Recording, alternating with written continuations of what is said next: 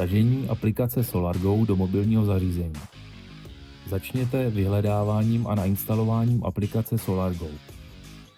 Aplikace je dostupná jak pro zařízení Android, tak pro iOS. Připojení mobilního zařízení k měniči.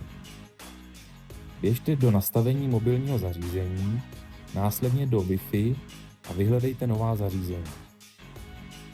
Pokud je měnič zapnutý, měl by se zobrazit v nabídce nalezených sítí ve formátu Solar-Wi-Fi a část sériového čísla měniče. Vyberte váš měnič a připojte se k němu. Zadejte heslo 1 až 8, pokud nedošlo ke změně hesla. Případně zadejte heslo, které jste si nastavili a dejte připojit. Ověření funkčního připojení měniče. Oranžová kontrolka Wi-Fi na pravé straně měniče trvale svítí. Na Wi-Fi modulu připojeném ze spodu měniče svítí zelená kontrolka napájení a modrá kontrolka Wi-Fi. Popis nefunkčního připojení měniče na Wi-Fi. Oranžová kontrolka Wi-Fi na pravé straně měniče bliká. Pokud kontrolka bliká dvakrát, v měniči chybí konfigurace Wi-Fi.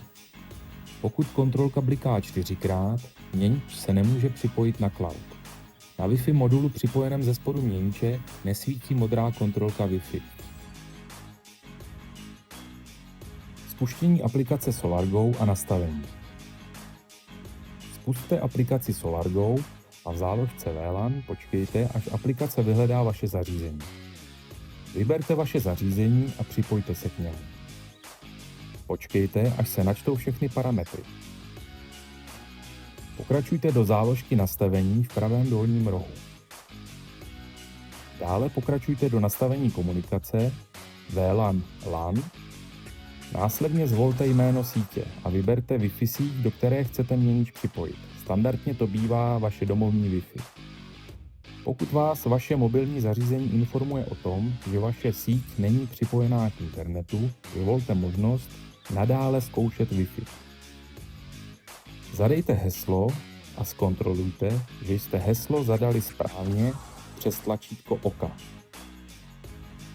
Hodnotu DHCP necháváme pro automatické nastavení standardně zapnutou. Pokud chcete pro připojení měniče nastavit konkrétní IP adresu, vypněte DHCP a zadejte požadované adresy.